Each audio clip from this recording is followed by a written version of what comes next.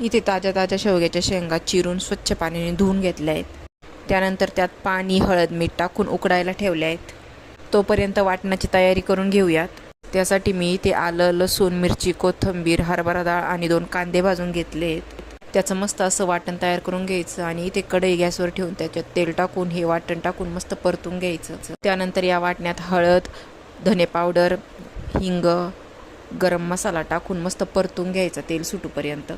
तोपर्यंत इकडं आपल्या शेंगाला उकळी आली आहे, त्या पण या वाटणामध्ये टाकून घ्यायच्या. चांगलं मिक्स करून घ्यायचं आणि आपल्याला ज्या प्रमाणात रस्सा हवा आहे त्या प्रमाणात इथं गरम पाणी टाकायचं. चांगलं मिक्स करून घ्यायचं आणि वरून चवीनुसार इथं मीठ टाकून घ्यायचं. झाकण ठेवून मस्त भाजीला कड येऊन द्यायचा आणि 7-8 मिनिटानंतर झाकण काढायचं. मस्त शेवग्याच्या शेंगाची भाजी तयार झाली आहे. व्हिडिओ आवडला तर नक्की लाईक करा. बाय. इथे ताज्या ताज्या शेवग्याच्या शेंगा चिरून स्वच्छ पाण्याने धुवून घेतल्या आहेत. त्यानंतर त्यात पाणी, हळद, मीठ टाकून उकडायला ठेवले आहेत. तोपर्यंत वाटणाची तयारी करून घेऊयात.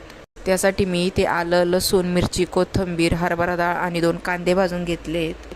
त्याचं मस्त असं वाटण तयार करून घ्यायचं आणि इथे कढई गॅसवर ठेवून त्याच्यात तेल टाकून हे वाटण टाकून मस्त परतून घ्यायचं. त्यानंतर या वाटण्यात हळद, धने पावडर, हिंग, गरम मसाला टाकून मस्त परतून घ्यायचा तेल सुटूपर्यंत.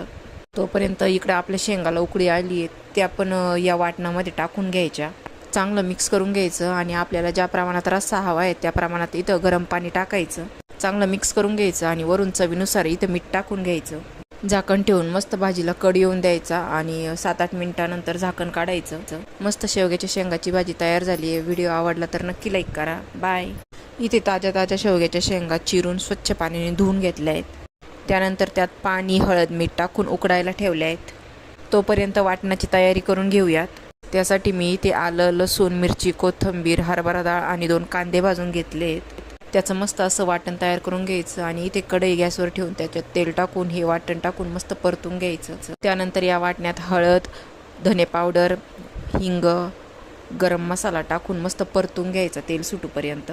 तोपर्यंत इकडं आपल्या शेंगाला उकळी आली आहे, त्या पण या वाटणामध्ये टाकून घ्यायच्या. चांगलं मिक्स करून घ्यायचं आणि आपल्याला ज्या प्रमाणात रस्सा हवा आहे त्या प्रमाणात इथं गरम पाणी टाकायचं.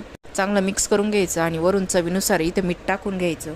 झाकण ठेवून मस्त भाजीला कड येऊन द्यायचा आणि 7-8 मिनिटानंतर झाकण काढायचं. मस्त शेवग्याच्या शेंगाची भाजी तयार झाली आहे. व्हिडिओ आवडला तर नक्की लाईक करा. बाय.